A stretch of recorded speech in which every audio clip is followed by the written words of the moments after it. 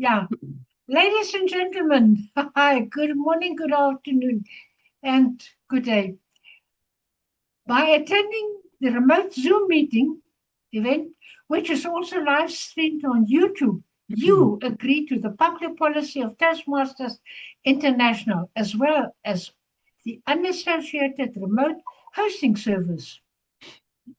Some of your personal information, such as your name, your image, and any shared messages, will be recorded. Your remote attendance hereby discharges Toastmasters International and Leadership Speak and or any of its members from all claims, demands, rights, promises, and liabilities arising out of or in connection with the use or distribution of said video recordings, including but not limited to any claims for invasion of privacy, appropriation or likeness, or defamation. Mr. Zoomaster, please start the recording.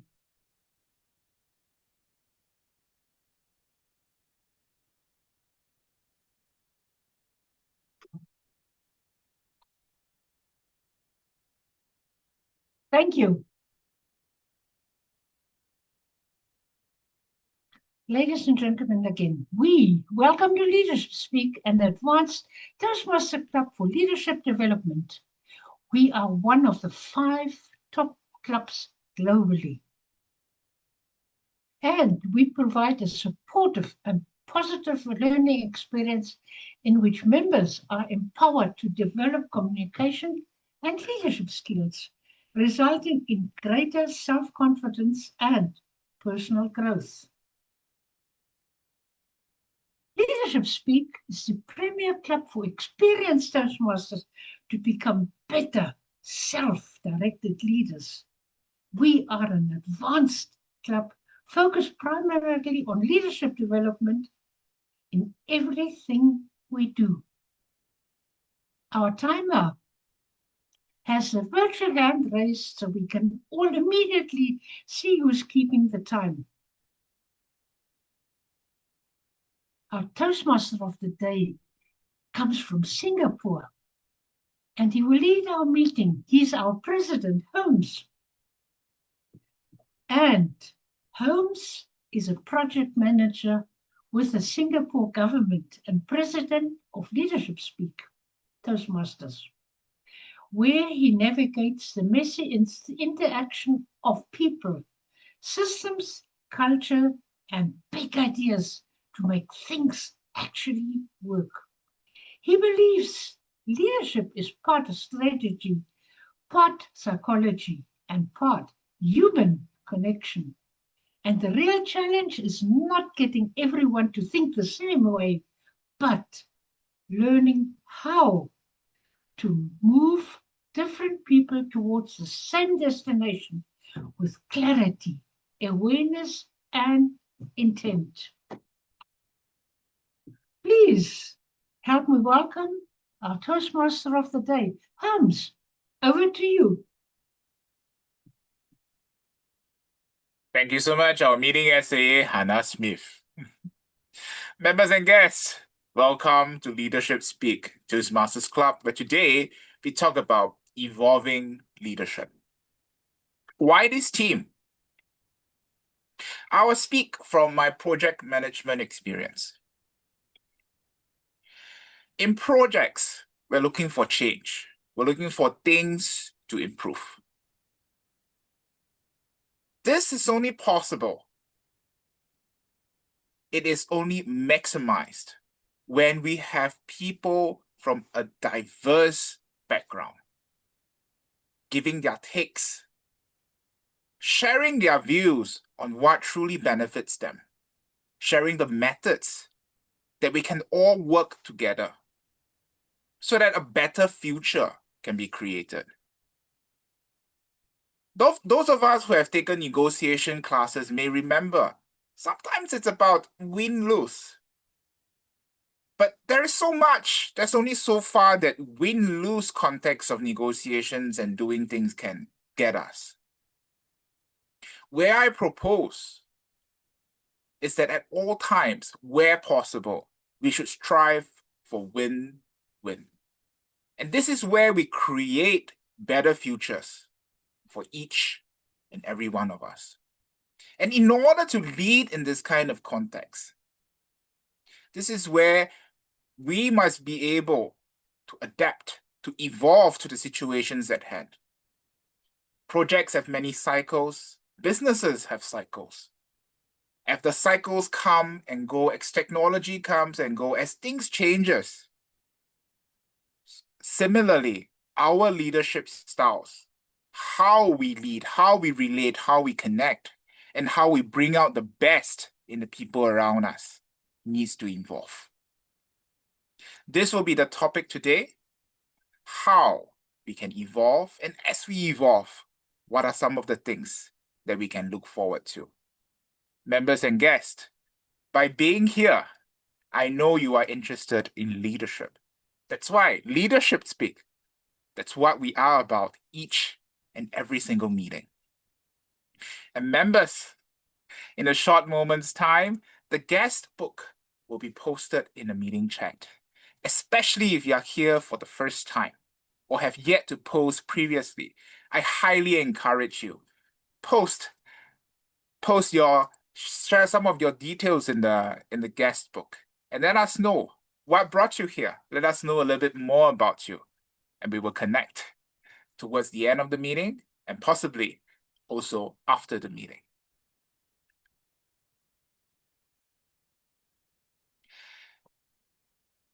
In support of our meeting today, we have a series of role takers which will be introduced.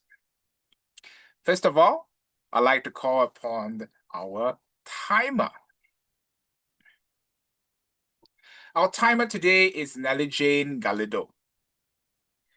She believes that great leaders don't just manage time, they evolve through it, one moment at a time. Nelly, can we have the role of the timer, please? Thank you, Toastmaster of the Day, Holmes. And good day to you, fellow Toastmasters, and to our honorable guest. I am Nelly, your timers for today's meeting, and I will time each speaker according to agenda using virtual background colors, and that is green, yellow, and red. After each segment, I will be posting the timing results once called upon to do so. Thank you so much, and back to you, Toastmaster of the Day. Thank you, Nelly.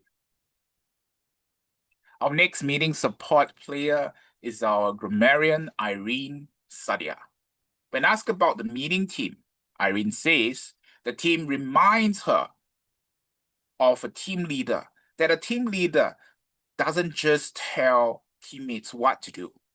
The team leader helps everyone practice, learn from mistake, and become better together. Irene, let us know the role of the grammarian. Thank you very much, Toastmaster of the Day. Hello, everyone. My responsibility as grammarian today is to pay close attention to all speakers, listening carefully to their language usage. I will take note of any improper language, as well as any outstanding words, quotes, sayings, or thoughts. As grammarian, it is also my duty to introduce the word of the day. For today's meeting, the word of the day is adaptable. And adaptable is an adjective which means able to change or adjust easily to new conditions, situations, or environments. Example in a sentence: the manager praised the team for being adaptable during the recent changes to the project timeline. Second example: in an evolving world, adaptable leadership helps teams remain confident and productive during change. I will give my grammarian report when called upon during the meeting and also report on the usage of the word of the day. I will also share the word of the day in the chat from time to time. Thank you, and back to you, Toastmaster of the Day. Thank you so much, Irene. At this stage, I also like to acknowledge some of our role takers who are quietly and strongly supporting us at the back. For example, our greeter, Nelly Ayodo, who continue to allow guests to enter the room and greet them via the chats. Our PR master, Hmok, who is helping us with posting of the guest book and later the certificates, and Wahiga Gichiga, who is ensuring that the right faces appear in front of you with the Zoom configuration. Thank you so much for meeting role players. Now, let me move back to the meeting team. Here, I'd like to call upon our toast of the meeting, Sandra Valks, to deliver the toast. Sandra believes that evolving leadership is the best.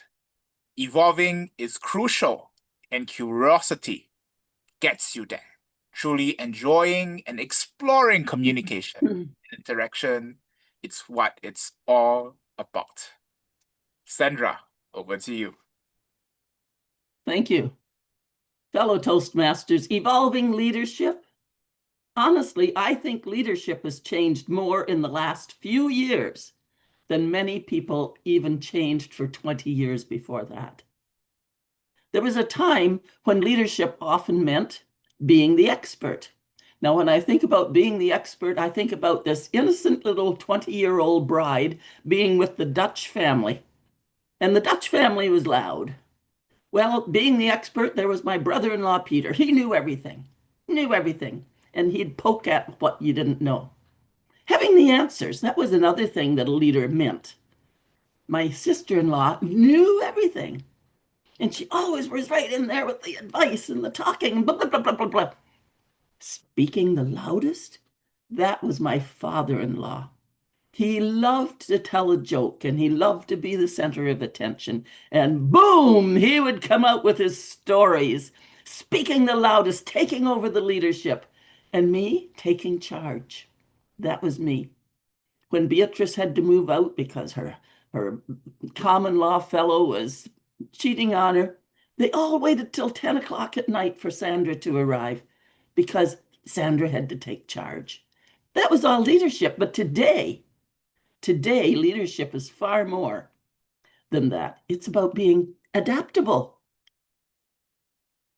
It requires emotional intelligence and self-awareness, flexibility, and the ability to connect with people who do not think, work, and communicate or process the world the same way that we do. That's the challenge. And it's also the opportunity because we are from all over the globe, meeting people we don't always process the same. So leadership is no longer about controlling people. It's about understanding people. Strong leaders today must learn how to adapt without losing themselves. Let me say that one more time. Adapt without losing themselves. How to communicate clearly without bulldozing through others, and how to manage different personalities without ever taking everything personally. We have to let it go. And finally, how to trust in rooms filled with different generations, here we are, different cultures, really, here's where we are. Communication styles, isn't it great? We learn about those. And expectations. That takes maturity. It takes awareness. And sometimes it takes humility to realize that, oh, the problem isn't always them. Oh, maybe my approach needs to evolve. Ooh, ouch. Here at Leadership Speak, we are challenged to stretch beyond our comfort zones, not just to become better speakers, listeners, thinkers, teammates, and better leaders. Evolving leadership is not about becoming fake or changing who you are. It's about us becoming more intentional, adaptable, and more aware of our own impact. I personally believe that the greatest leadership skill of all is learning how to bring out the best in people who are different from us. So as we explore this theme together today, may we each ask ourselves, where do I need to grow? Where do I need to listen better? And where might flexibility create stronger connection? Because leadership is not a title. Leadership is a practice, and the best leaders never stop evolving. Please unmute, raise your glasses to evolving leadership. Everyone, evolving leadership. Evolving leadership. Evolving leadership. Evolving leadership. Evolving leadership. Toastmaster Holmes. Thank you so much, Sandra. Thank you. Before we go into the highlight of today's meeting, which is the educational speech, I'd like to take a short moment to speak with the most important people in the meeting room, the guest. Guest, by joining this meeting, by joining and visiting this club called Leadership Speak, I already know you are interested in leadership. I am confident that Leadership Speak, just by attending or even watching some of our recordings on YouTube, there is so much value to get out of the meetings. But I also encourage you to consider that leadership is not built through passive listening or passive watching of content. Leadership requires interaction, requires practice, and requires a community to work together with you. If this is something that you are looking for, I would say proudly that Leadership Speak is perhaps one of the very best, if not the best community that you can build your leadership skills.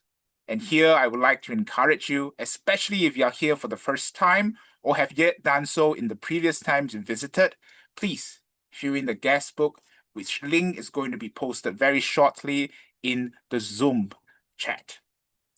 Toward the end of the meeting and perhaps after the meeting, we can have further interactions where we can find out how we can better support you in your leadership journey. Now I'd like to move to the highlight of the meeting, our educational speech. Our educational speaker today is Mamadou Guebre, and his evaluator is Terrence. Can I invite Terrence to introduce Mamadou's project, please? Terrence. Thank you, Toastmaster of the Day, fellow Toastmasters and guests. I have the pleasure of evaluating the speech by Mamadou.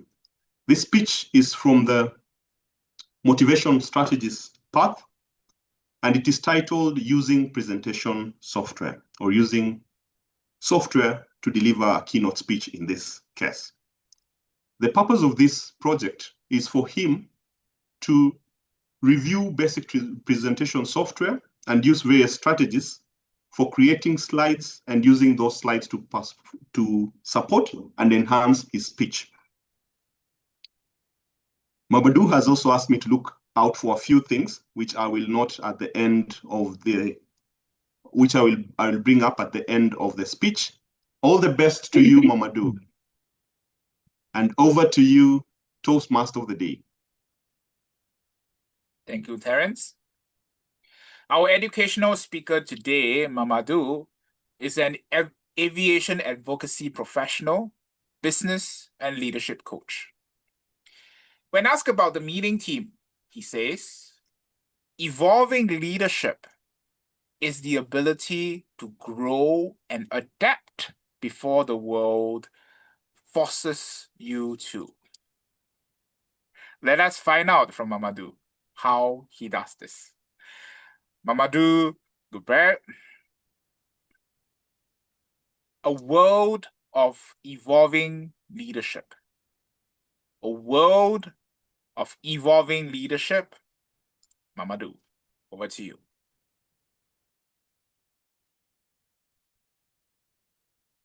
Thank you, Mr. TMOD. Did you read the latest issue of New Scientist magazine this morning? As you can see here, it's surprisingly and interestingly ties to the topic of our discussion today. Where do you think yourself is? And before we deep dive into the heart of the matter, I like to always share a bit of or a piece of me before any presentation. And this is a piece of me where I've worked, I think,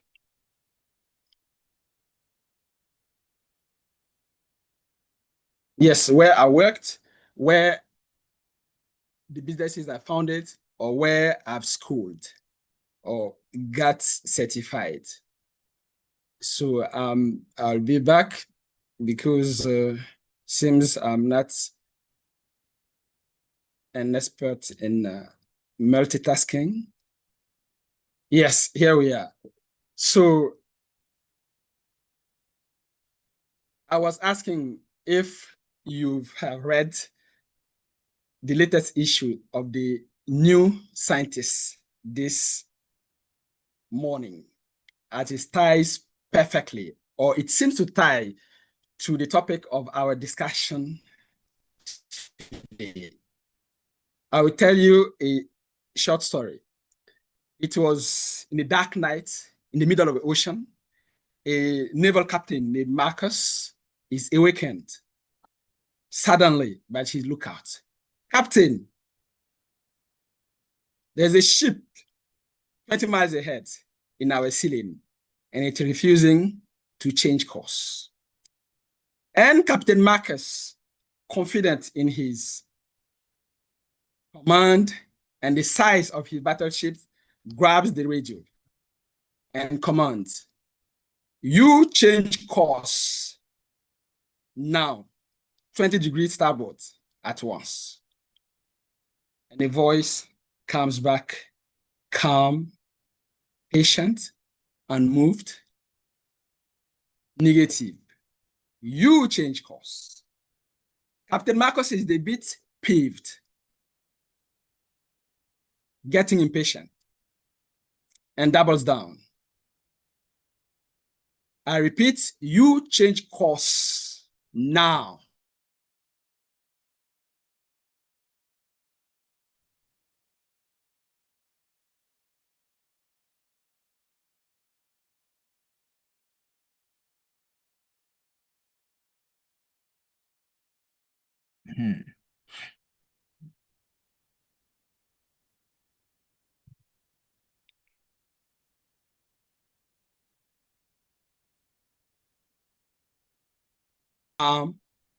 And patient, negative. You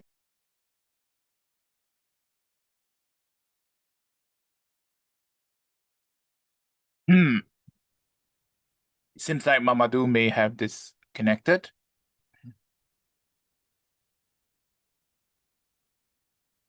He may need a little bit more time to get back. In the meantime, what we can do is that we can move on to the following speeches. Hold on. Mamadou seems to be back. Mamadou, are you back?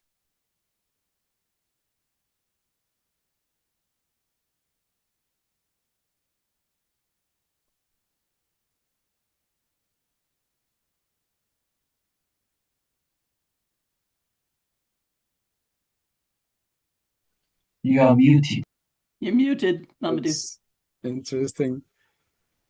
Captain Marcus Stephens and commands.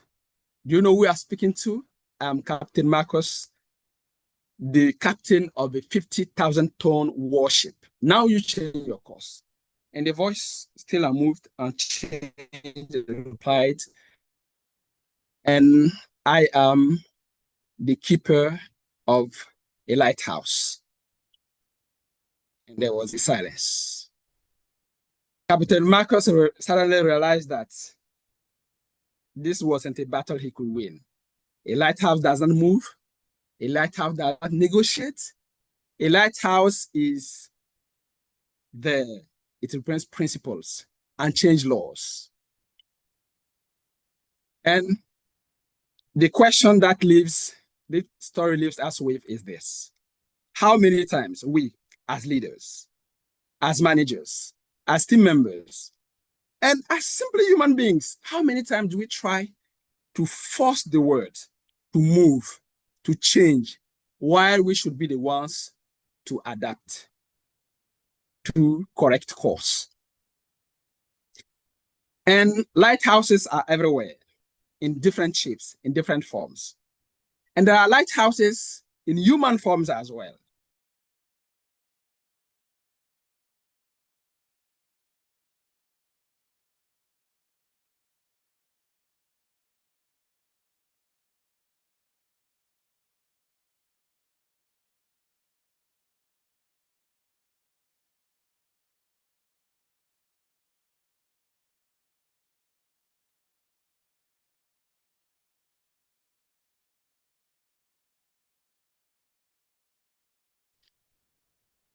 We all come with different shapes, and we are all lighthouses.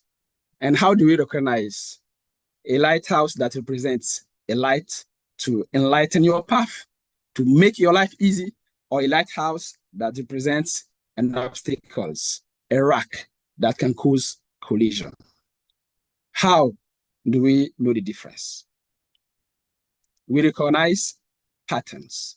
We recognize patterns. So at this point, I'm going to invite you to recognize or discover patterns with me. As you can see here, we have different things behind those patterns. So we will go together, and please speak up or just type in the chat here in the left-hand side, highlighted in red. What do you think is there? Or maybe you can speak up because I can't read now. There are 2 responses in the chat that says zebra. Brilliant. Thank you. And it's a beautiful zebra. And how about the one highlighted in the right corner here? We have a response, giraffe. Giraffe. Are you sure? Any other answer? Still giraffe? All right. So let's see. Yes, a beautiful giant giraffe, maybe from Kenya, where Waiga is. How about this one? Tiger. Did I hear tiger? Yes, in the chat also tiger. All right. So it seems everyone actually recognizes those patterns. So the last one, highlighted in the top right corner.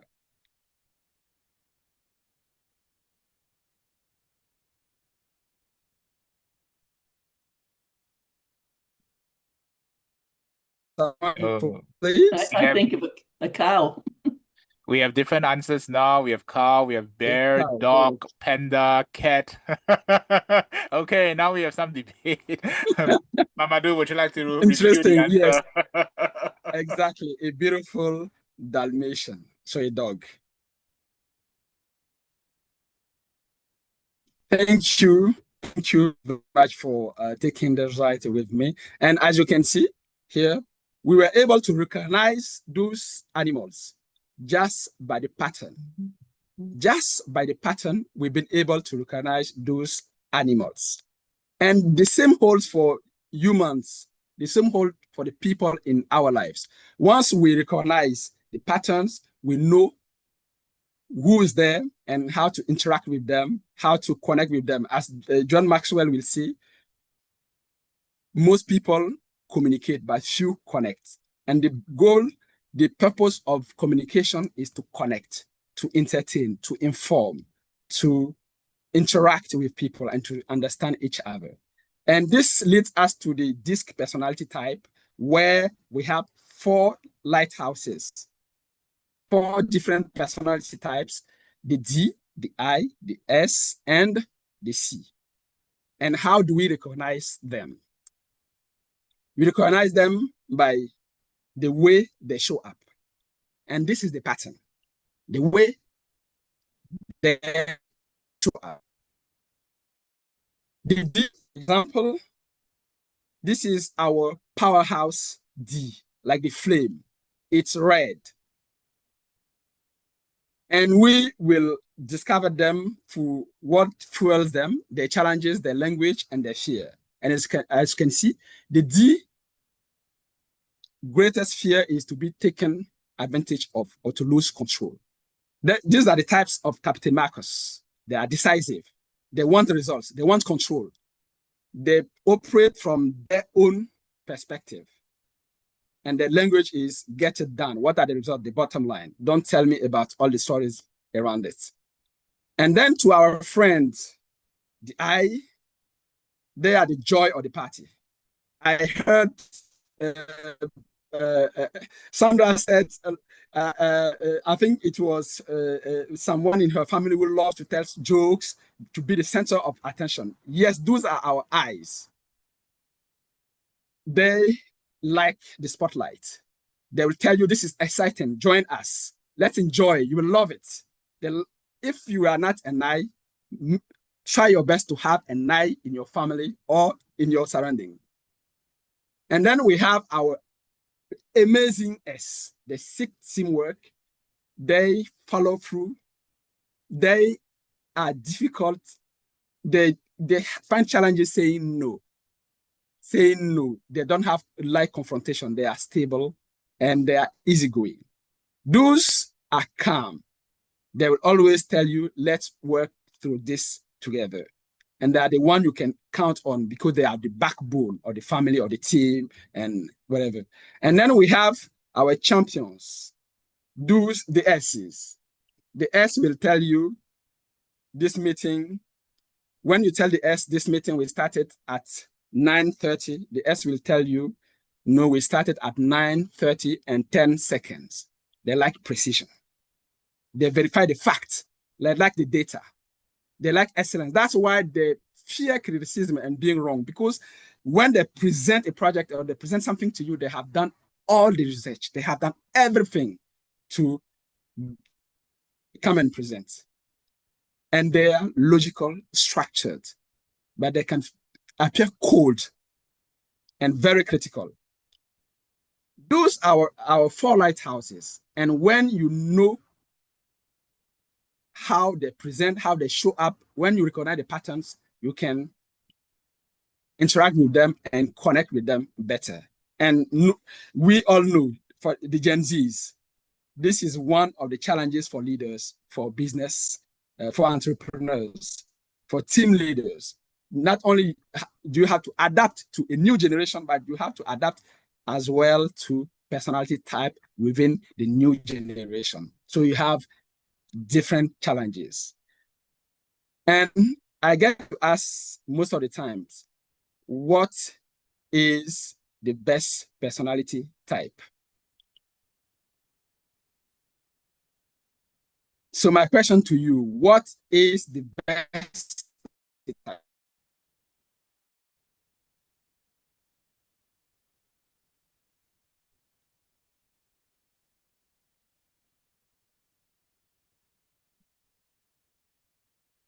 All. Yes, interesting. Thank you. Any other answer?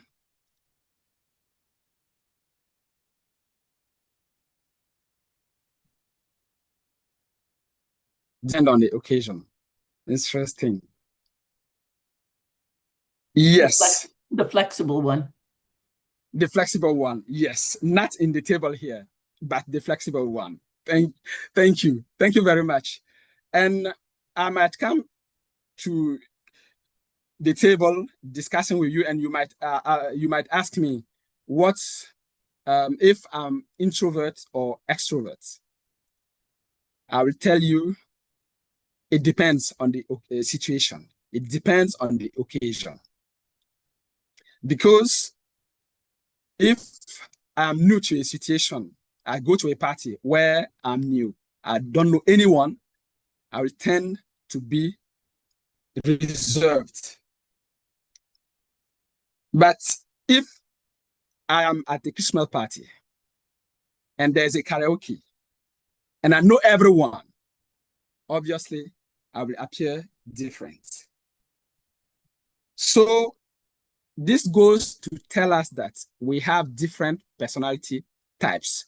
We have, each of us, the 4 personality types are within us. We only showcase what is dominant in us. Some are just Ds, some might be D and S, and others are, even like me, are S, C, I, which means that they have an aggregation of the different personalities that are dominant within them. And depending on the situation, they will show it. And how do we recognize those patterns?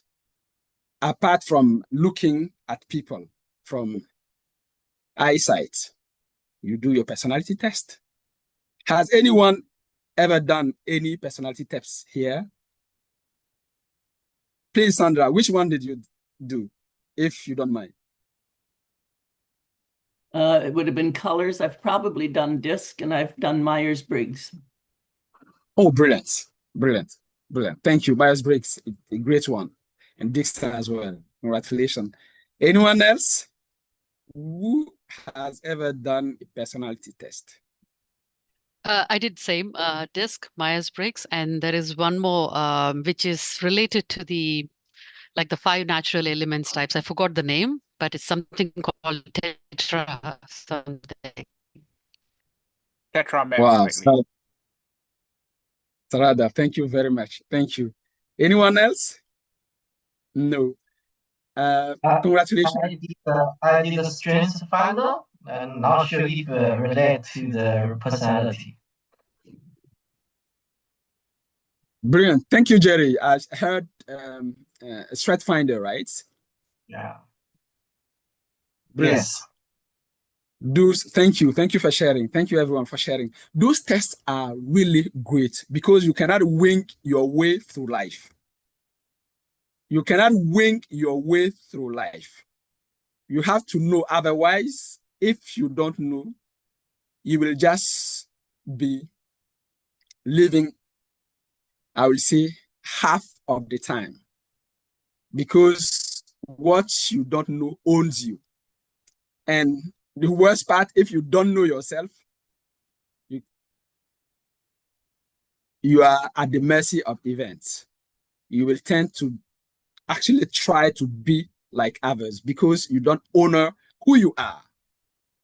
And the problem with leadership today is that most of us are operating from our natural, instinctive personality or our instinctive personality style.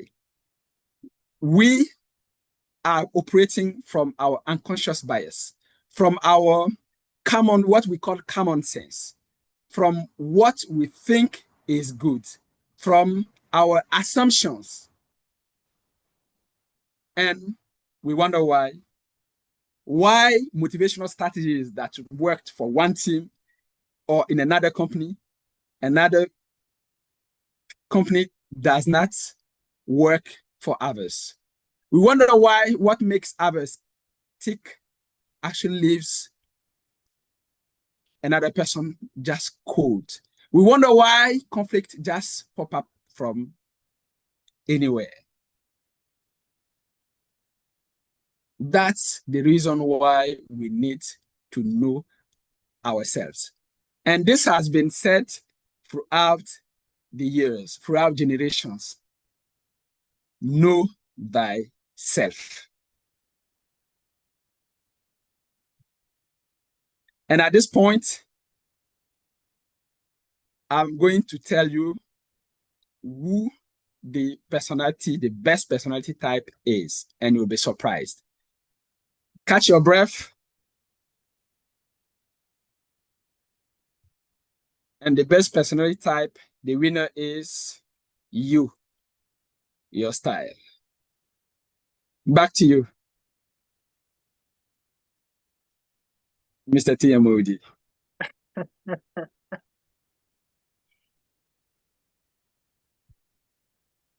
Thank you so much, our education speaker, Mamadou. I was quite surprised, but apparently I got the answer right.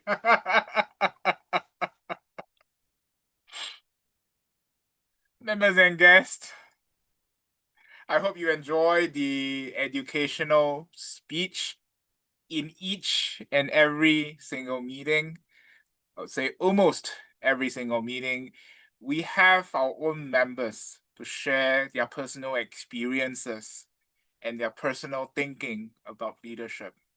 Our members come from a diverse number of countries, currently over 20, and a diverse background, from government, non-profit, to senior management in private sector, as well as coaches and mentors around. This is a club I'm proud of being, and guests, especially if you're here for the first time. I highly encourage you, viewing the guest book, let us know more about you. And the guest book link will be shortly posted in the meeting chat. Thank you so much, Lean. We move on to our speakers. Typically in our chapter meetings, we have, in addition to the educational speaker, somewhere between 3 to 5 speakers, depending on what project they are doing. When we have longer projects, sometimes we have a little bit less speakers like we have today. Let us go into the speeches. Our first speaker today is Sonja Med, and she will be evaluated by Ghada. Can I invite Ghada to introduce to us Sonja's project, please? Thank you, Toastmaster of the Day, fellow Toastmasters, and welcome guests. Sonja is working on the project Understanding Your Communication Style. And today, the purpose of this project is for Sonja to learn about different communication styles and for her to also identify her primary style. And the purpose of the speech is for Sonja to share the impact of her style on others.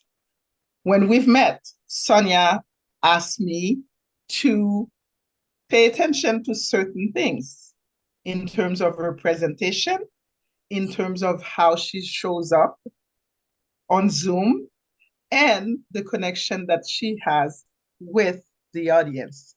It is my pleasure to evaluate Sonja, and it is a 5 to 7 minute speech. Back to you, Toastmaster of the Day.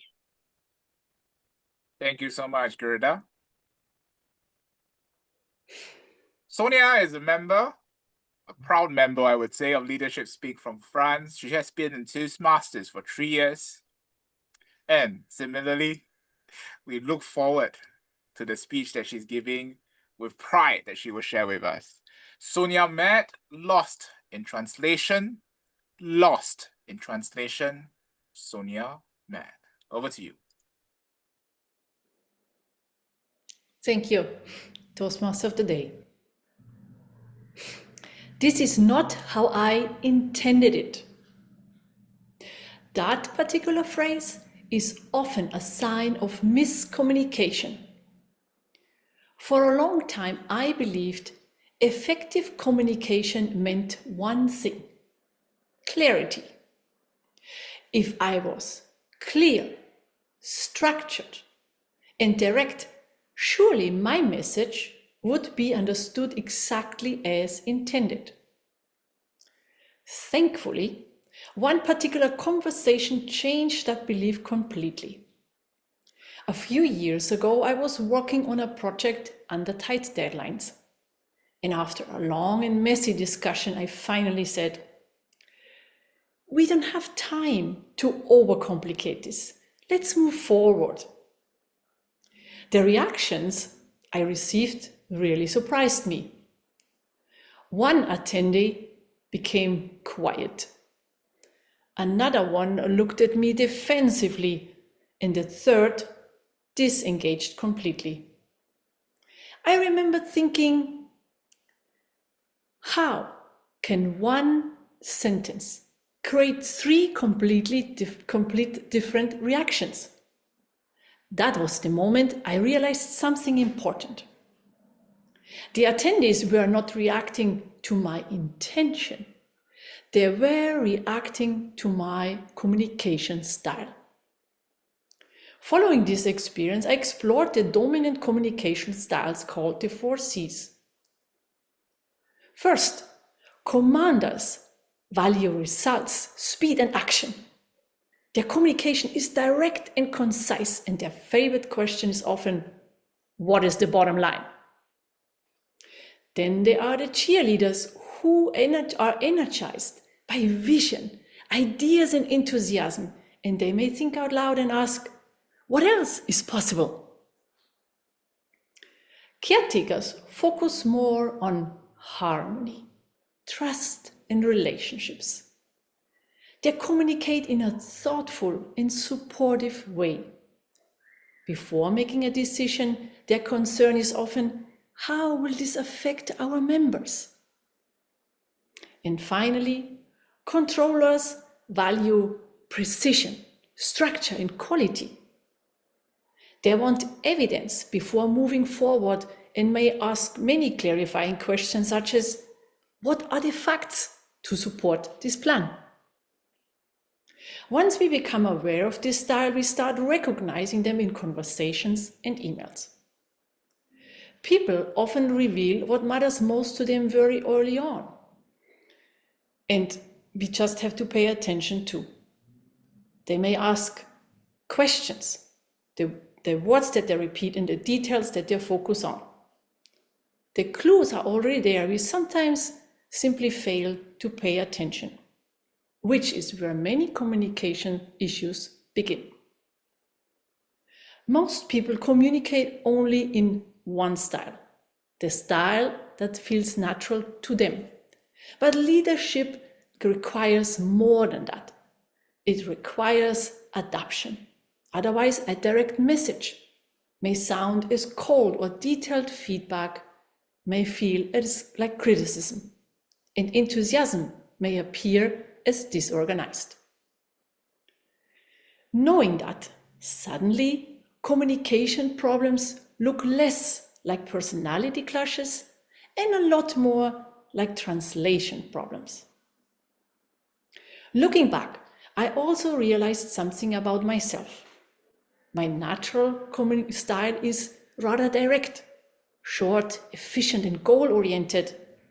And over time, I learned that being understood is not about expressing myself with clarity. It is also about making sure others can actually hear the message. Since then, I started adapting more consciously, sometimes slowing down, adding more detail, or focus more on people and not only on results.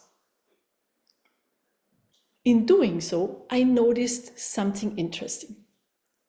Conversations flowed easier, resistance became less, and collaboration became stronger.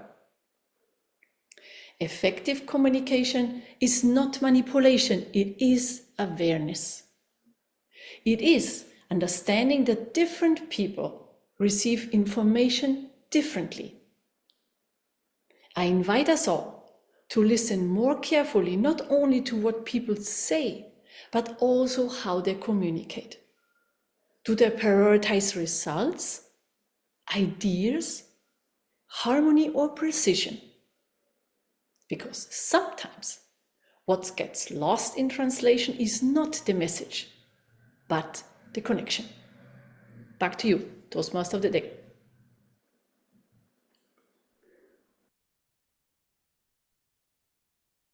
Thank you, Sonja.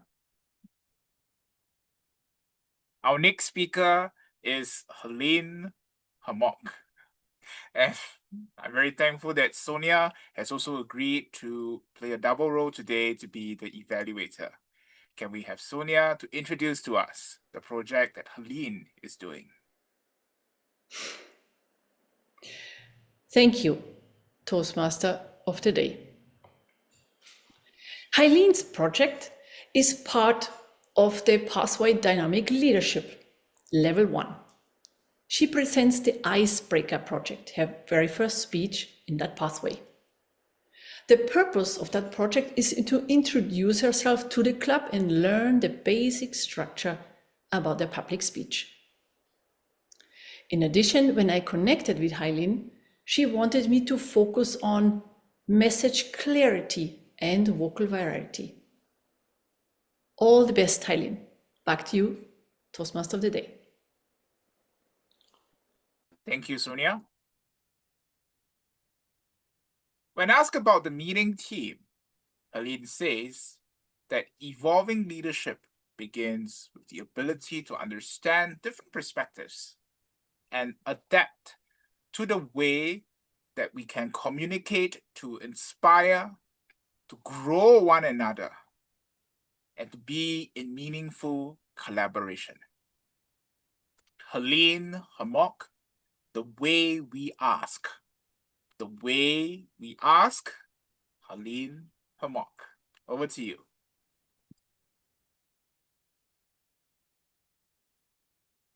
Greetings, members and distinguished guests.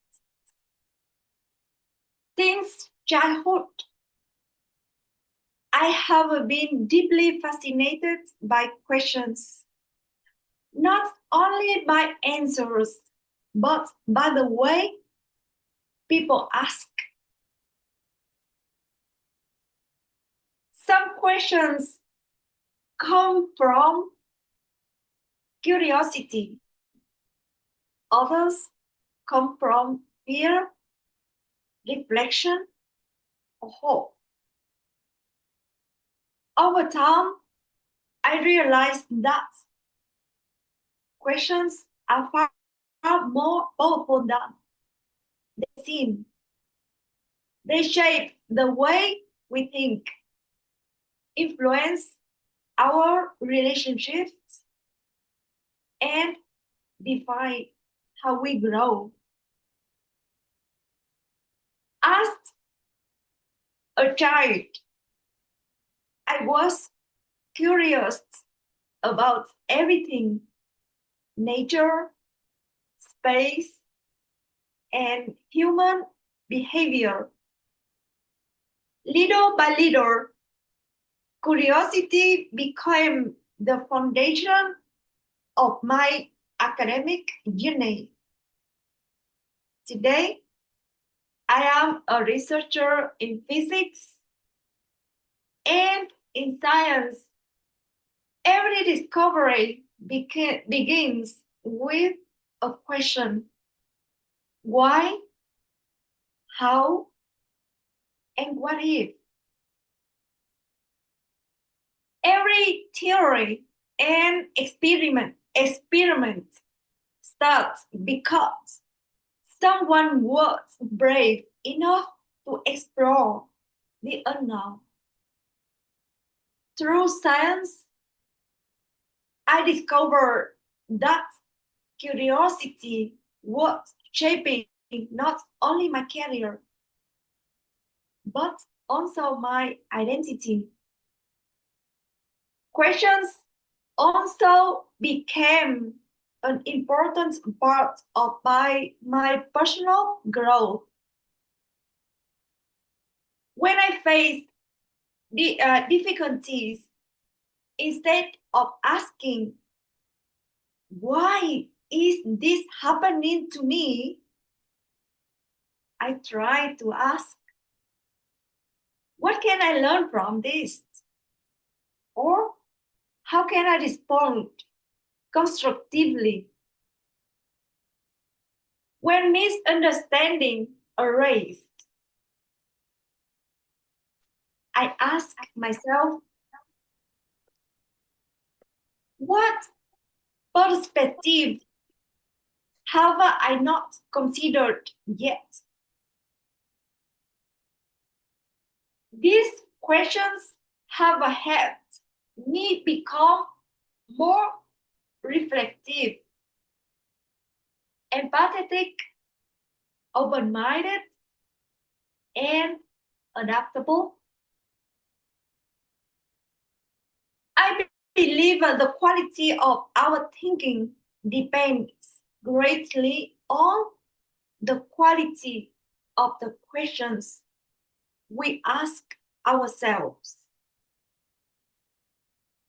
Since joining Leadership Speak, I have also learned that good leaders do not simply provide answers.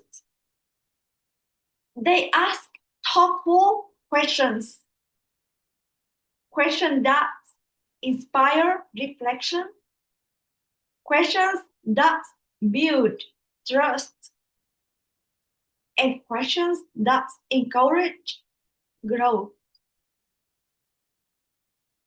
Today, I believe that sometimes a single question can change the way we think, the way we connect with others, and even the direction of our lives. And perhaps true growth begins the moment we become encouraged enough to ask. TMOD?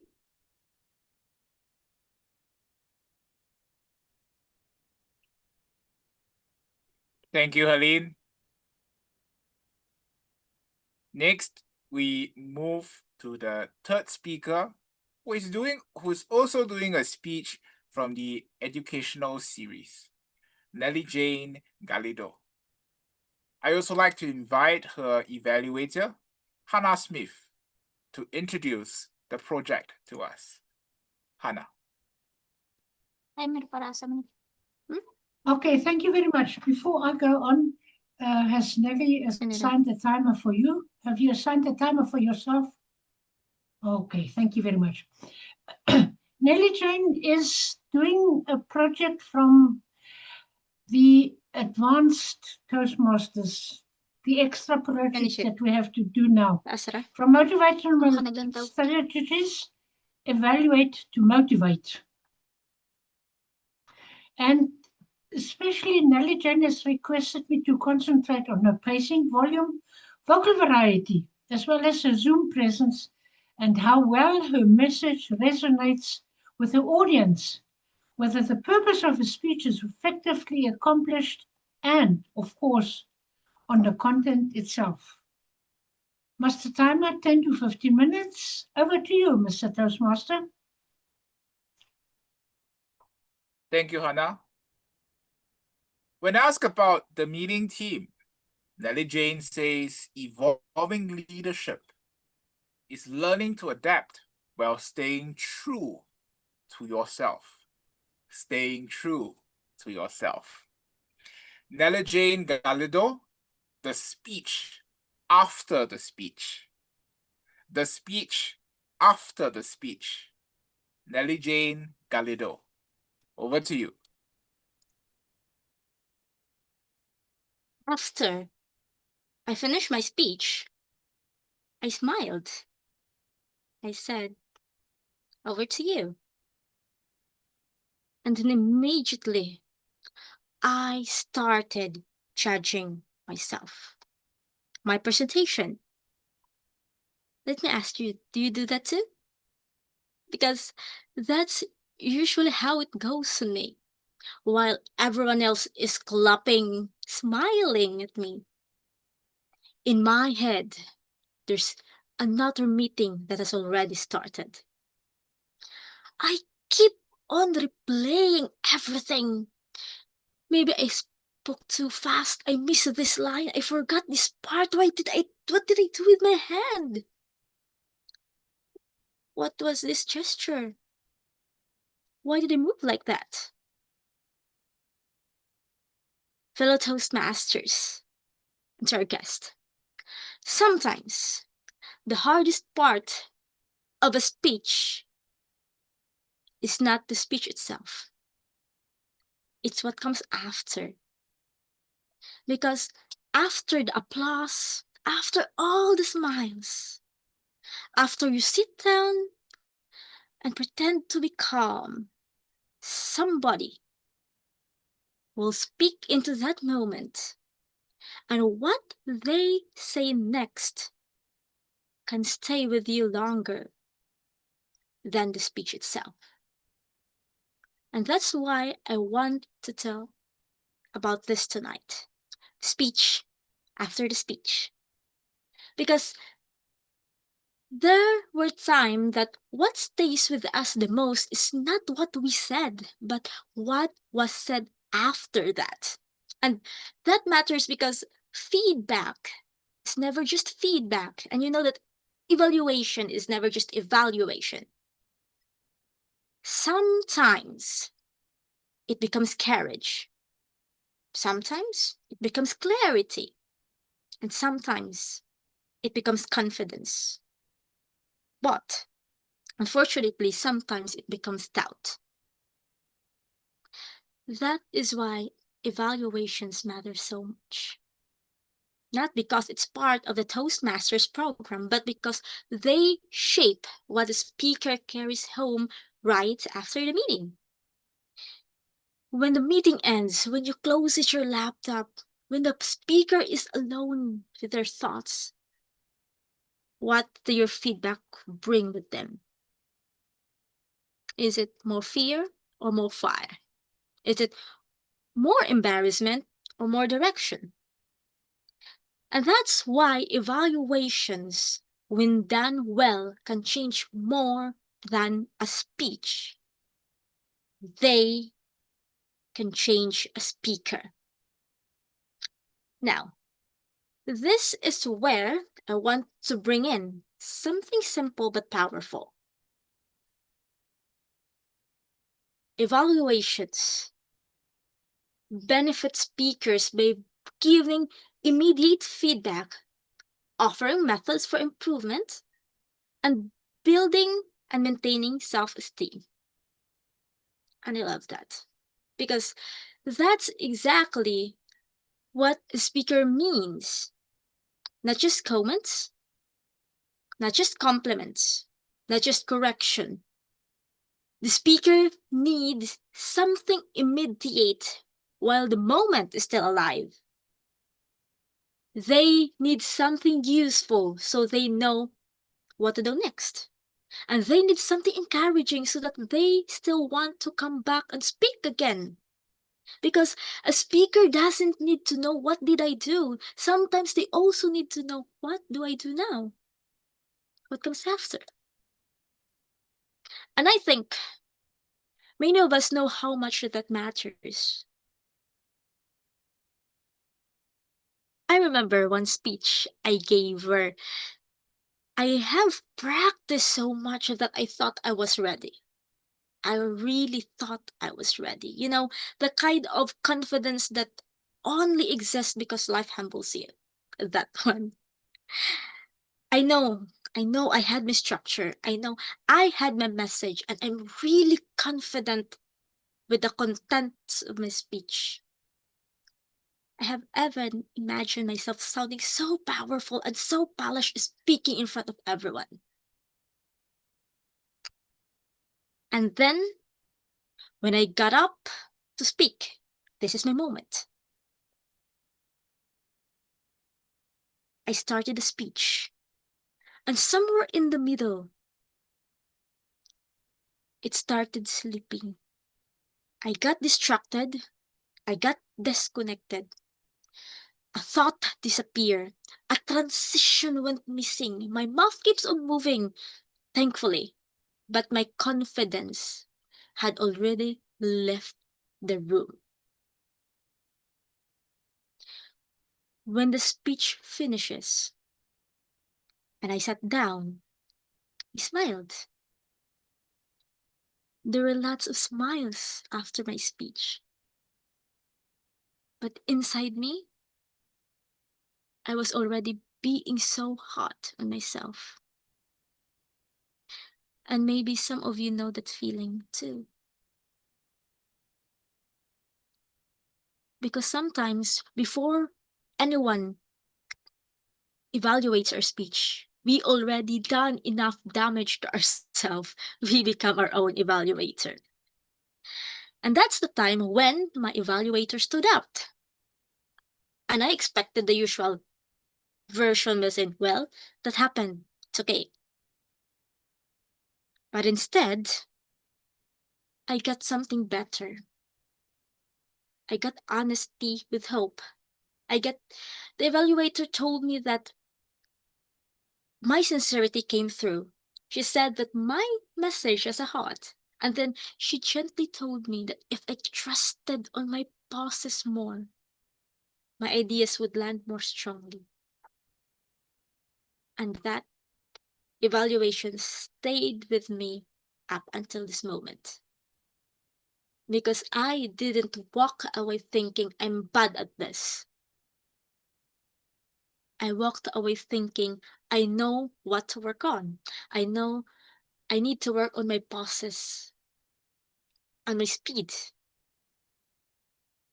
And that, my fellow Toastmasters and friends, that is the power of a good evaluation.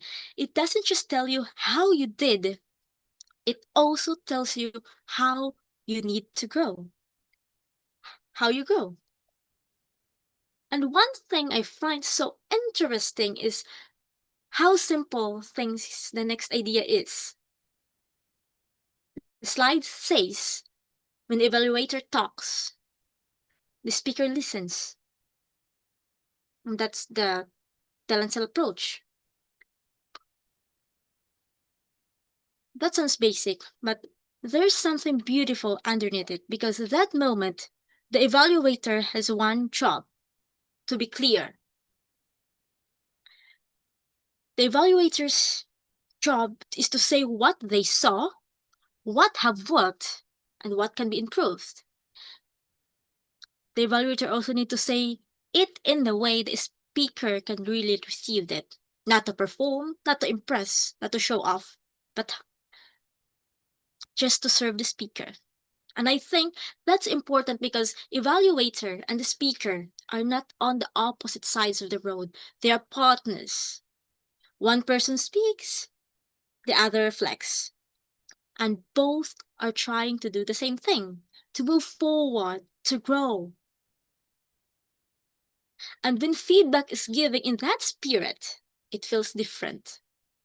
There's no longer let me point things out. It becomes let me help you get to the next level. And that is where evaluation becomes leadership.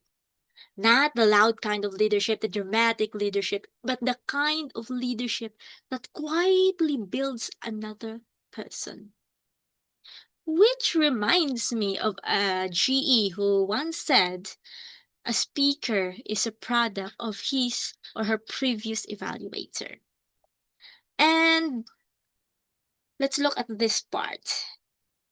Before the speech, the slide reminds us to talk with the speaker about the manual objectives, evaluation guidelines, and any concerns. And during the speech, we need to show interest. Put yourself in the speaker's position and take notes.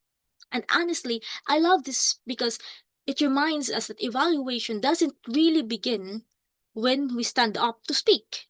It begins way before that. It begins with the first conversation between the evaluator and the speaker.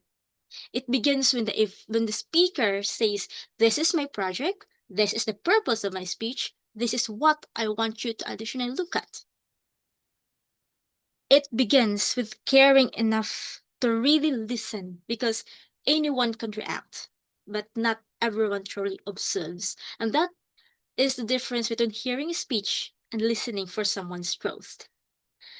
So let's go with the slide. This slide continues the thought.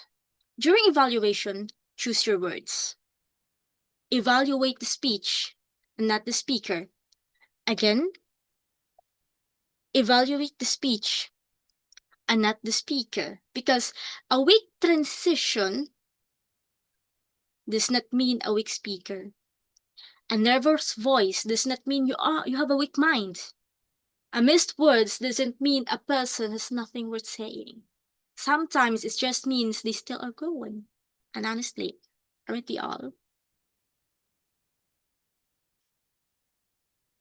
So my fellow Toastmaster and friends, the next important one is this part. It says, honest evaluators are upbeat and encouraging while offering suggestions for improvement. This is such a good reminder because empty praise may sound sweet for a moment, but it doesn't really help anyone improve. So the goal is neither flattery nor damage, and it's honesty with encouragement. It's saying, this part was effective, this part can become stronger, and I believe you can do it. An evaluator notices what happened, it names what mattered, and it nudges the speaker towards what comes next. And that's the kind of thing people carry. So let me close with this. This slide says, start with your takeaway. The key message, the call to action, the takeaway for your audience, and then summarize your points in the end, because we need to be clear. This was the takeaway I got. This was the key message of your speech, and this part lands strongly. And this part is the way this is the way it could even be more effective. And at the end, we summarize what worked, what stayed with us, and what can go next. That is what makes an evaluation meaningful, because sometimes what stays with us the longest is not the speech itself, but the speech after the speech. TMOD. Thank you, Nelly Jane. Members and guests, I hope the speeches have been able to inspire you from different ways where we think about our own leadership style, how we can inspire, how we can bring up the best in the people around us through the way we speak, we communicate, through the way we ask questions, and through the way we give feedback to one another. I have to say, the series of speeches and the topics were not previously planned. Each of the speakers had choice of what they want to speak. What I hope everyone here had similar conclusions that I had is that when we talk about evolving leadership, we can see the spirit of being adaptable, the spirit of having awareness of what is going on, especially social and emotional awareness, and the spirit of serving and making each of us better, living through each of the speeches that have been presented today. With this, we have come to the end of this particular section on prepared speeches. Before we move into the next session, I'd like to encourage guests, especially if you're here for the first time. The link to the guest book will be posted shortly in the Zoom chat, and I highly encourage you to post your details and share with us how you find out about Leadership Speak or who has invited you here. And as you continue to fill up the guest book or look at the evaluations that's about to come, I'll also like members as well as guests to reflect upon from the things that you have been receiving today and will continue to receive through the evaluations. How can you implement some of these? And do you have a community of people, a closely knitted network that can help you as you continue to grow into better leadership? With that, I'd like to move into the next session, which will be led by our General Evaluator. Our General Evaluator today is Ghada Almojarkish. Ghada says, in Leadership Speak for a year and a half, from her experience in Leadership Speak for a year and a half, she notices and she says, evolving leadership shapes forward-thinking individuals who fuel innovation by fostering a culture of curiosity and collaboration.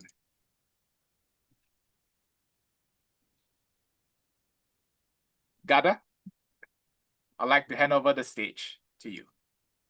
Thank you. Thank you, Toastmaster of the Day, for this introduction. Good morning, good afternoon, and good evening, fellow Toastmaster, and a warm welcome to our dear guests. I am the General Evaluator today, and I will supervise the evaluation part of our meeting. First, I will be calling on a team of seasoned Toastmasters to evaluate our speakers. Second, I'll be calling on the role players for their reports. And finally, I will share my overall assessment of the meeting. So now we are gonna start with the Toast Evaluator, Tony. He is going to evaluate Sandra. So over to you, Tony. Yeah, thank you, GE, fellow Toastmasters, most welcome guests, and especially you, Sandra. Sandra, your toast focused on vocal variety and on our theme of evolving leadership, which you, I thought, aptly said that leadership is not a title, but a practice. Now, you are an accomplished Toastmaster and a respected leader. Therefore, my evaluation is not merely whether you used vocal variety, but how you used it. Now, throughout your toast, Sandra, my overarching question in my mind was, did you use your voice deliberately to enhance understanding, emotional connection, and message impact of evolving leadership? Well, your delivery was very effective by changing pitch, changing pace, and changing volume. 3 examples. You slowed your pace during reflective moments when you said, change is a challenge and an opportunity. Nice change of pace. Your tonal shifts gave emotional texture to your message, such as when you said, when Beatrice had to leave the house because. And third, your increased vocal strength when emphasizing leadership growth helped influence your core message. For example, when you emulated your father having the loudest voice in the room. Now, my recommendation is about pauses. And it's a little tricky. It's not just about pauses because you use many of them effectively. However, my recommendation is about the longest pause. The longest pause being used for the most impactful statement, which I thought was, leadership is not about controlling people, but understanding them. That then pause. That longest pause gifts the audience with more time to absorb that powerful message. Leadership is not about controlling people, but understanding them. My takeaway from your toast is this. Leadership communication is not only what we say, but how we say it. And in closing, your vocal variety of pitch, pace, and volume showed how we can transform ideas into influence. So with a little tweaking with the longest pause, such as, leadership is not about controlling people, but understanding them. You are, in fact, leading with adaptability in the face of change. So, Sandra, thank you for your inspirational message of evolving leadership. Back to you, GE. Thank you, Tony, for this energetic, supportive evaluation. It was clear, and I like that you expand the question of Sandra. And you gave also an example about how to make things better. The only thing that the time, you exceeded the time, I would rather you start with your takeaway to be the first sentence of the evaluation and just mention the points by 1 or 1.5 sentence to match the time you are giving. Overall, thank you so much, Tony. Now we are going to Robin, who is going to evaluate our Toastmaster of the day, our President Holmes. Robin has been a Toastmaster for more than 20 years and yet still learn something at every meeting. The lesson today that leadership evolves is one of those lessons I have taken to heart. Without knowing this, there is no growth. Over to you, Robin. Thank you very much, General Evaluator. And let me say that it is really quite an honor to have to evaluate Holmes, our president and the Toastmaster of the day. I must say he had to put this together within a very short period of time. I think it was about a week, because the person who had been assigned to the role couldn't fulfill that role for whatever reason. And Holmes, as he so often does, stepped into the breach. And look, you can see the product. I don't need to tell you whether it's a good product or a bad product. We've got a credible theme and a credible meeting. So well done to you, Holmes. I think you, as always, you're an exemplary leader and an example to us all. You've asked me very specifically to look at your role today as Toastmaster of the Day from the point of view of a guest. So that's what I'm going to try and do. Up to this point in the meeting, you have addressed us as guests at least 4 times. I noted 4 times, there may be more, and I know more will come. So that is, there's no shortage of contact. What I would say is that perhaps as a guest, I would like to know a little bit more about what is going on at a leadership speak meeting. For example, what happened to table topics? What happened to the R counter? And also, why are we still dealing with speeches like, what is your communication style?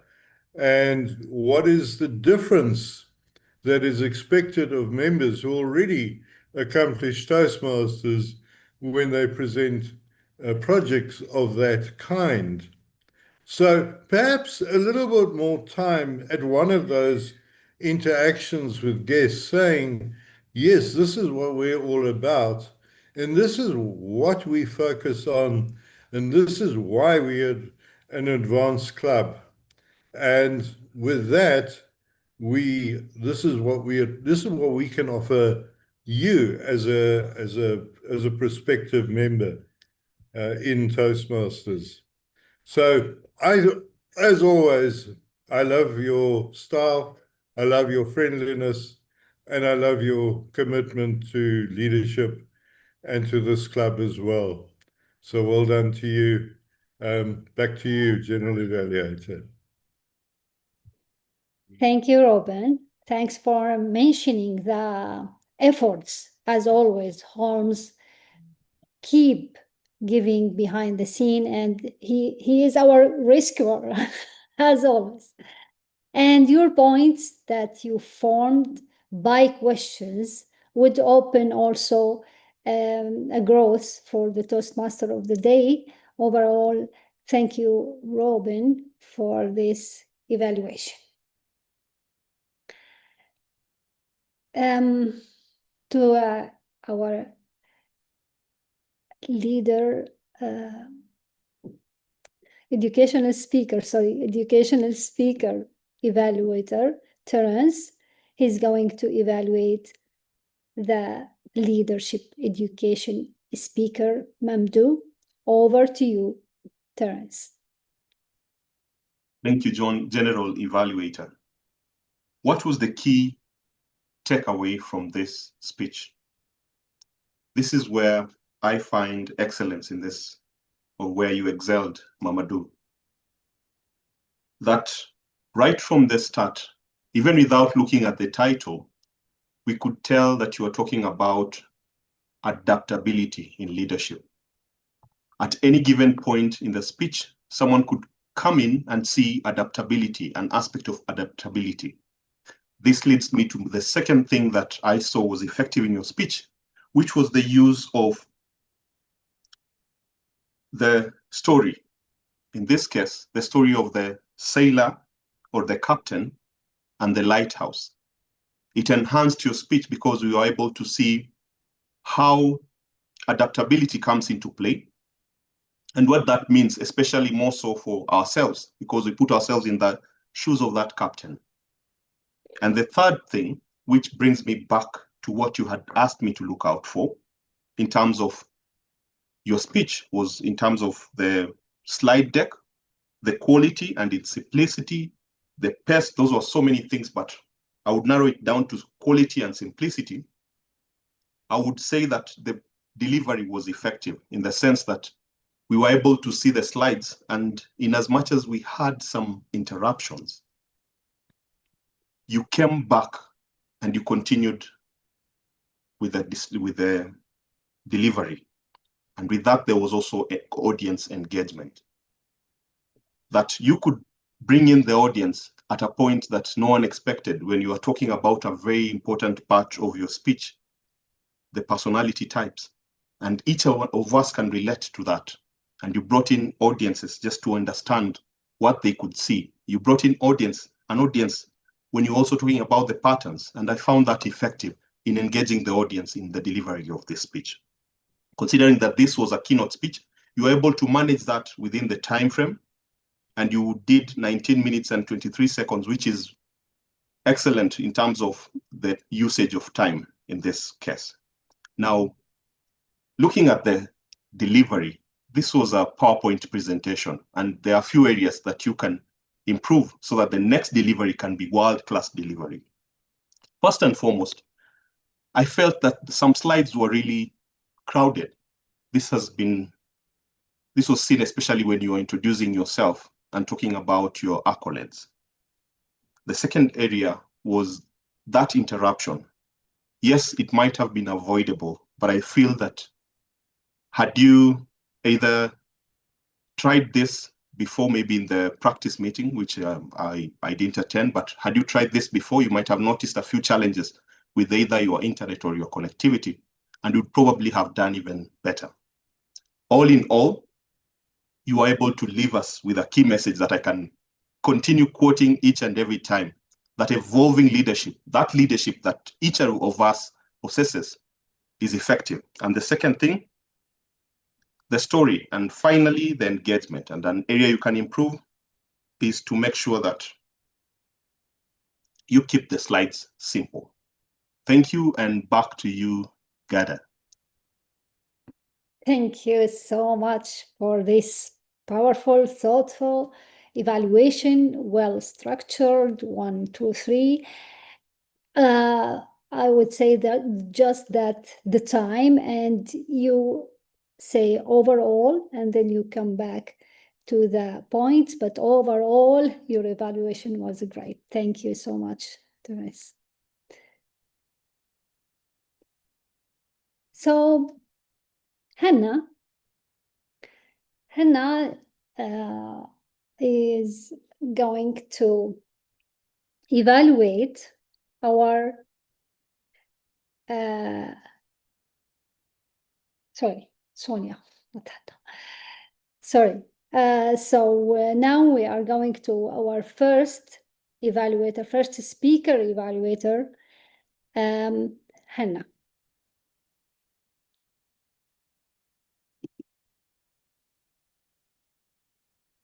Oh, Madam G, and you mean Gerda Felix. Ghada, sorry. Ghada will evaluate our first speaker, Sonja. Sorry for that.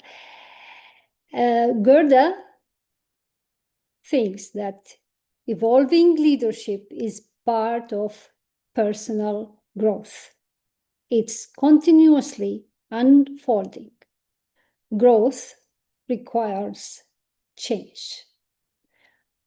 Over to you, Ghada. Sorry for this mistake.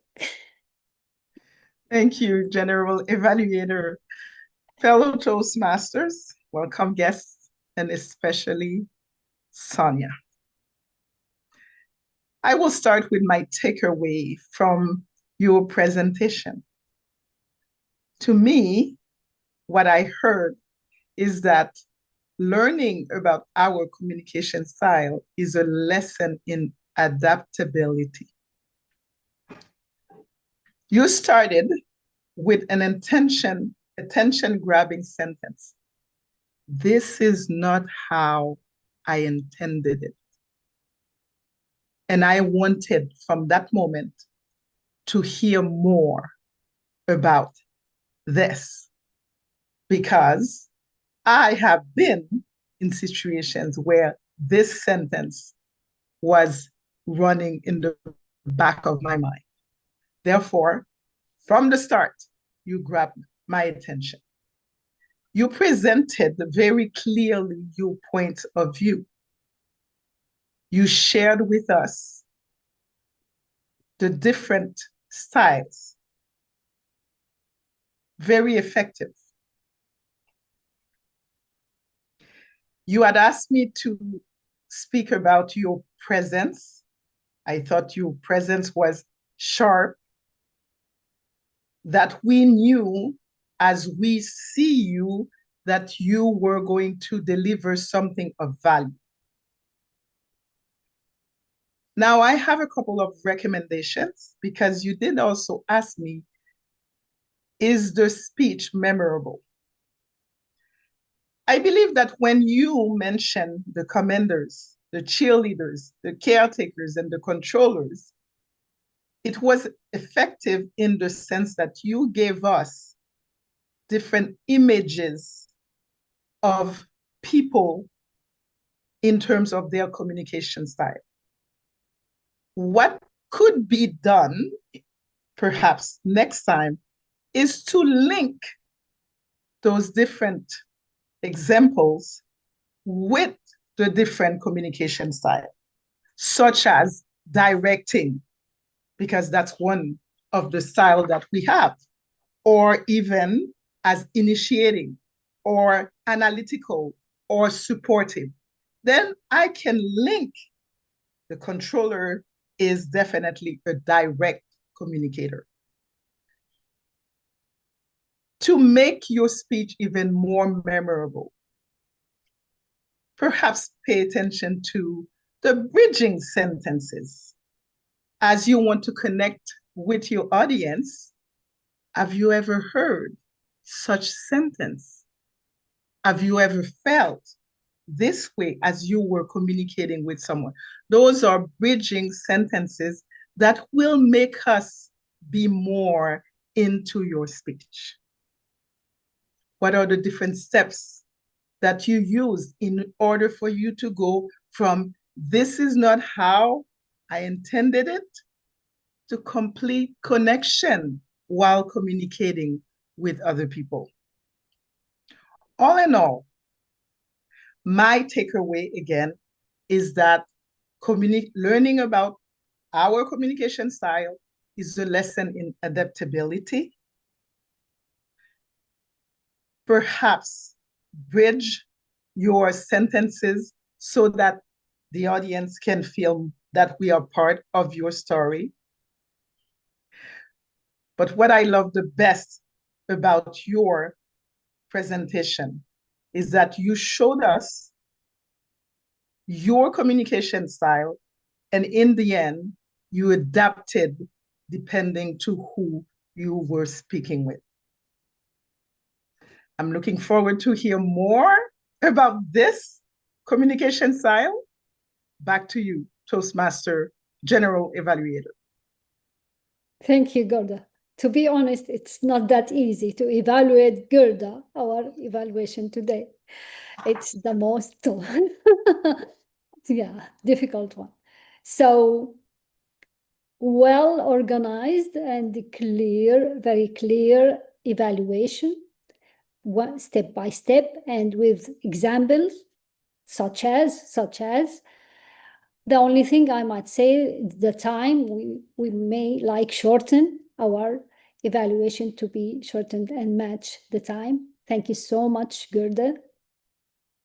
And now going to our second evaluator, Sonja. Sonja, who is located in France, Toastmaster for 3 years, and very proud to be member of Leadership Speak. Over to you.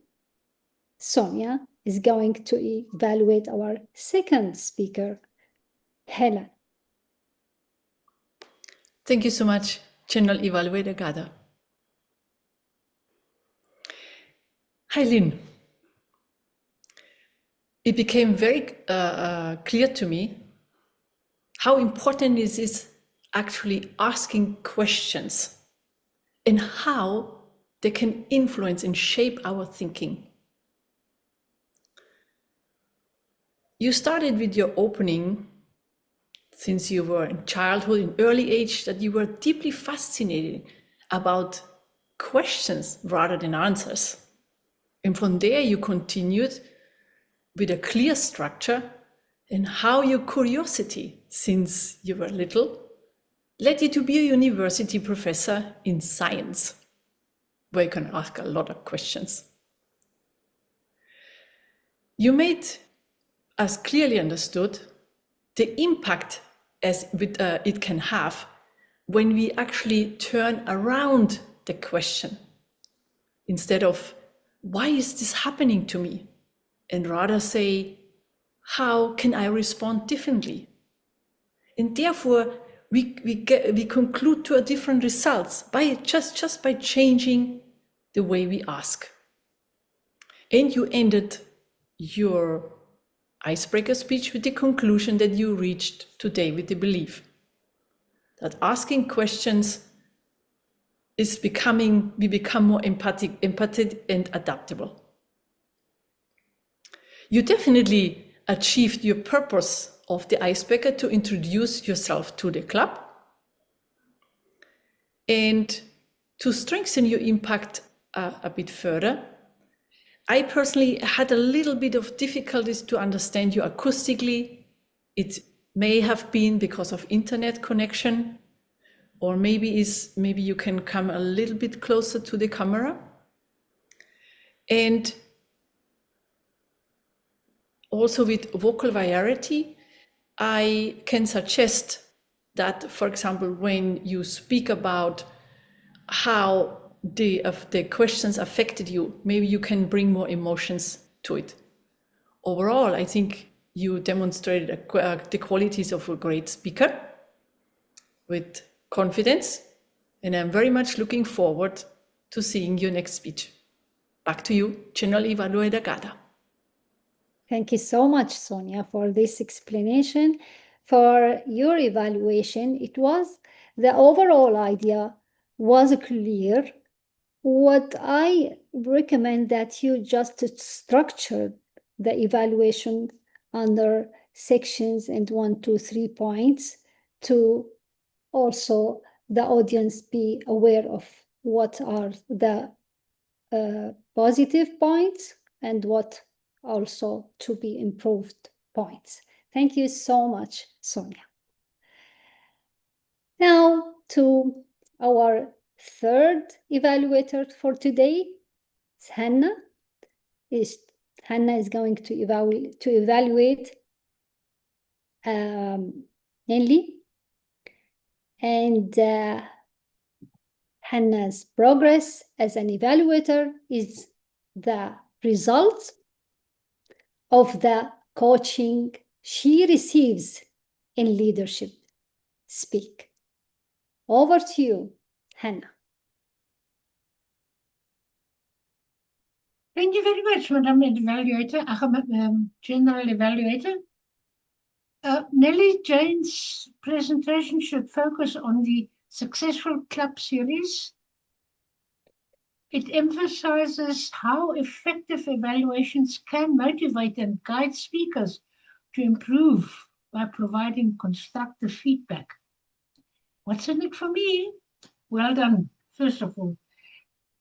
And as you said, I must concentrate on your pacing, your volume, and vocal variety. But the project also requires Jane to concentrate on the definition and explanation of the presentation. And in her own words, she should be required to explain the purpose of the successful club series. Before you started the presentation, she mentioned that it was the hardest part of the speech is not the speech itself, but what comes afterwards. The feedback, the evaluation. Another one she should have done is guidelines for introduction to the audience. Here is a challenge for you, Nelly Jane. Incorporate a bit more of your own life into it as required. How have you personally experienced, what were your experience from the evaluations and the feedback that you have received? Another outline for the developing the speech is for the evaluators to enhance their listening and impromptu speaking skills. Evaluators are encouraged or do encourage the speaker to be more fire rather than fearful, as you said in your speech. You've done that very well. And coming back to your PowerPoint presentation, they say visual aids enhance any presentation by making it more engaging. And they were well timed from you and integrated well into your speeches. But a challenge also here for you, stand a bit more to your left. And some of the slides of the writing was hidden behind your back and one could not read it or follow it completely. Your slides were not too cluttered. Slide 2 was shown a bit too short for me to internalize the message. And also maybe you could have highlighted point 1 first and then point 2 so that one can internalize it. They were easy to follow and did not interrupt while you were speaking. Not your vocal variety. A good smile accompanied your speech all the time. Yet here and there, it felt inappropriate when with some of your messages. You maintained good pausing and well-timed pauses. And as your title says, you provided the meaningful suggestions and ways for the speaker to gain insights and motivation from your evaluation. Speaker and evaluators, as you mentioned it clearly, indeed form partners. They learn from each other. And honesty and hope from the evaluator are essential for improving the future of a next speech. And that is the true power of effective evaluations. Nelly Jane, You summarize your closing by referring to the beginning, including a call to action, and then summarize. What stays the longest is indeed the speech after the speech. Will it also be now like that, Nelly Jane? Madam General Evaluator. Thank you, Hannah, for this evaluation, for this detailed, clear, and beneficial evaluation. We all, as speakers, need this kind of evaluation. Just make sure to start with Jane's concerns before giving our ideas about the speech, to mind the time and also to make sure that we answer Jane's questions. Overall, thank you, Hannah. Now, may I request the timer to share the times in the chat box, please.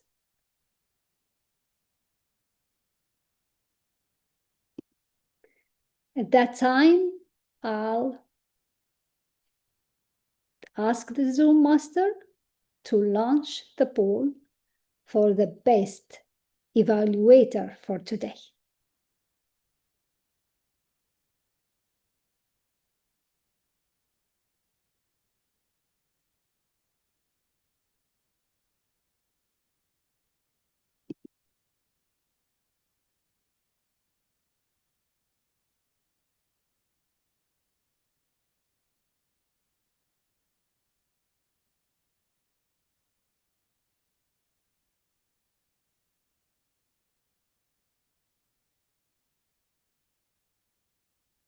Now,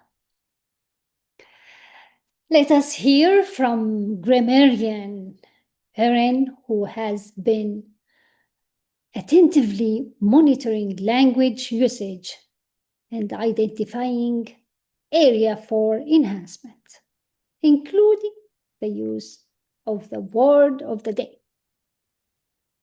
Over to you, our grammarian. Thank you very much, General Evaluator Ghada. The word of the day was adaptable, and this was used a total of 18 times by different speakers, either as the word adaptable or adapted or adaptability. And the top users of these words were Sandra and Mamadou and Ghada.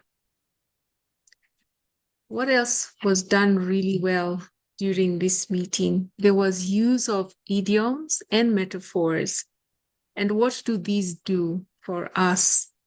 They make the speeches more memorable. So for examples were, you cannot wink your way through life. And a second one was, what you don't know owns you. Number 3, change is a challenge and an opportunity. And 4th example was, your best personality style is your style.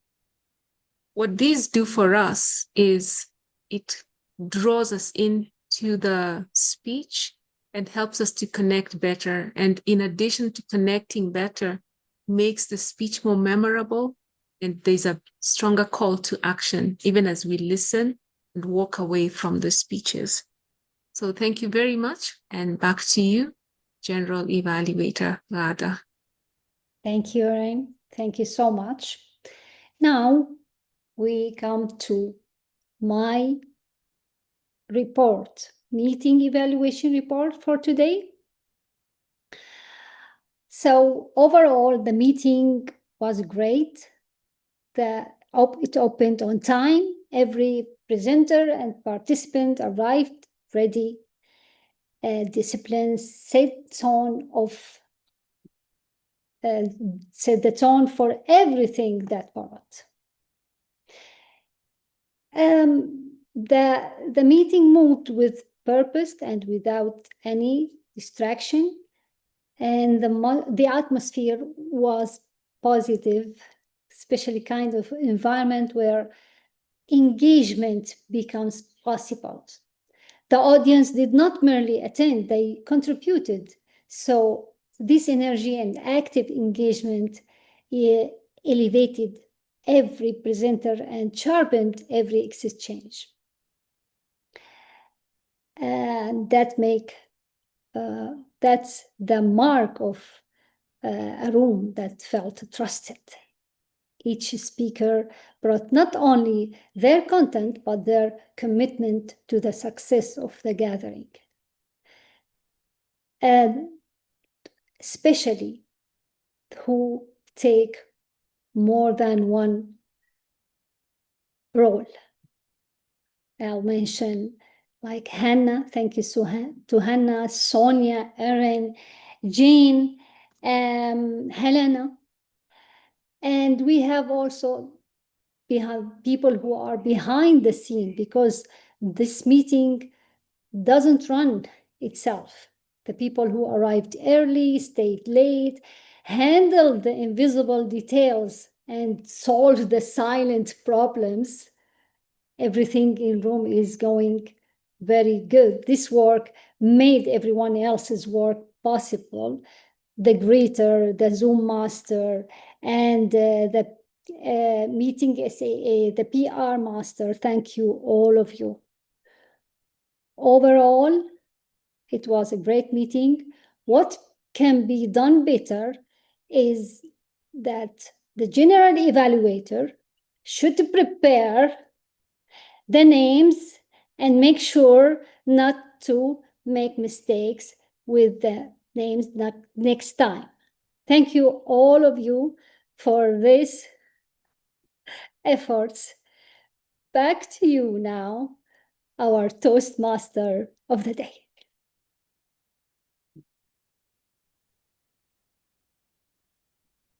Thank you so much, our general evaluator, who has also evaluated herself.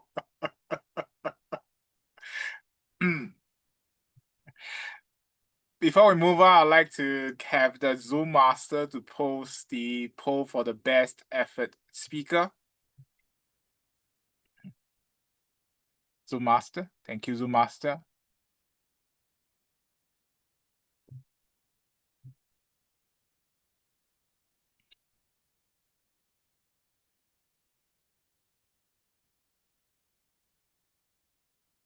For members and guests, vote for the best effort speaker. Our next segment will be the thought of the day. Each meeting that we have, we also invite a member who carefully looks at the entire meeting, including the general evaluations, and share with us, based on everything that was said, what are some of the key takeaways that he or she has. And similarly to all members and guests, if you also have good takeaways that you will take from this meeting and implement, things that inspire you, I also encourage you to also share them in the Zoom chat, or you can stay back subsequently where we can have a discussion, potentially also with a table topic. Doing the thought of the day for us, wrapping up the team with the thought of the day, is usually Joseph. When asked about the team, she says the team is a call to cultivate more tolerance, patience, and openness while working with people from different backgrounds. Let us hear the thought of the day from our member, usually Joseph. Over to you, usually. Thank you, Mr. Toastmaster of the day. The art of life lies in a constant readjustment to our surrounding, said Kakuzo. And David Grimson said the hallmark of the human species is great adaptability. So the theme of the meeting today, evolving leadership, we have brought in the forefront the concept of adaptability. We have learned that evolving leadership requires maturity, awareness, and humility.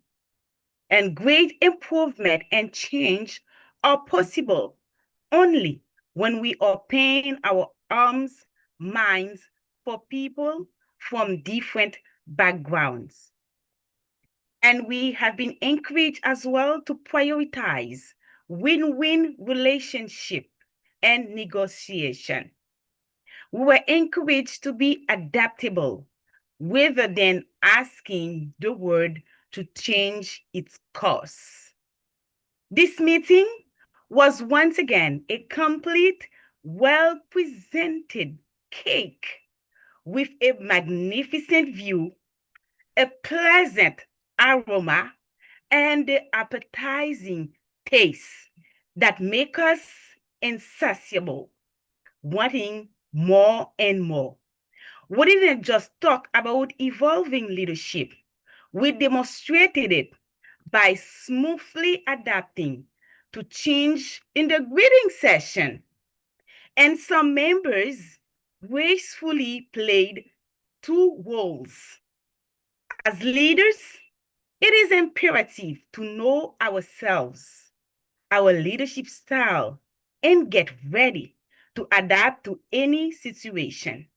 Evolving leadership is encouraging us to become more intentional and open for growth. Back to you, Toastmaster of the Day. Thank you, Yusli.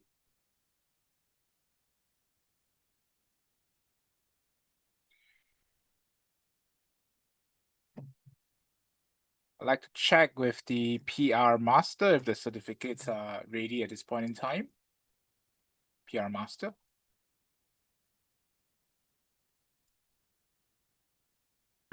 Yes, ready. Okay. With that, I'd like to have the PR master announce share with us who are the best effort speaker and the best effort evaluator. PR master, please.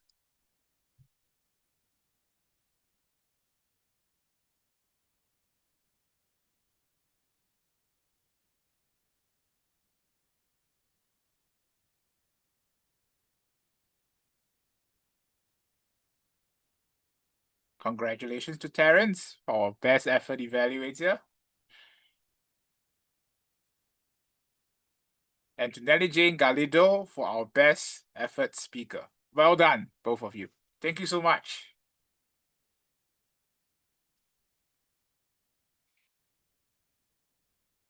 Thank you so much, Helene, our PR master. Before we come to the end of the meeting, I'd like to take a few moments to speak to the most important people in the meeting room, the guest. I'll be calling upon a few of you. As much as you are able, guest, I would like you to both have your camera as well as your microphone on so we can have a communication with each other on the camera. Let's see. Vanessa White, are you available? I'm available to speak, yes, but unfortunately I'm not able to put on my camera this time. No, actually, I'm trying to compose myself after a 6.5 magnitude earthquake while listening to this meeting. So, yes, I enjoyed the meeting. As I said, I had to leave the computer and run for the outside of orbit, so I missed a bit of the evaluation, but the speeches were wonderful. Congratulations to Nelly Jane. Her message absolutely resonated with me. But as usual, very good, excellent meeting. I will return. And next time with my camera on, hopefully. Okay, then thank you. Thank you so much, Vanessa, for being with us. I hope everything there is okay. And yes, whenever you are available, please continue to come and visit us. Thank you so much, Vanessa. We appreciate your presence here.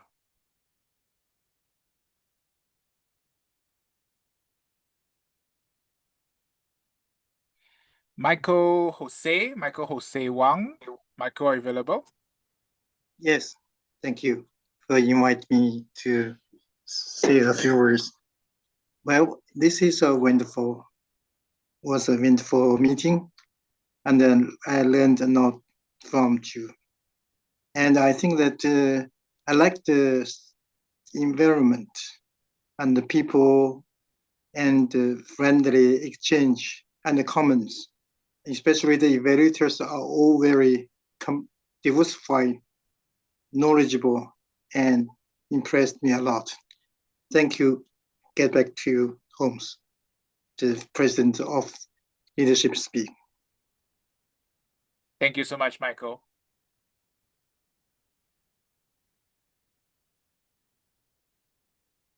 Okay, with that, we have come to the end of today's meeting. Members and guests, if you are available, you are more than welcome to continue to stay for post-meeting discussion, where we may have a format of our table topics as we ask for your feedback and your reflections. With that, I would like to call for the Zoom master and the meeting host to end the YouTube live streaming as well as the Zoom recording.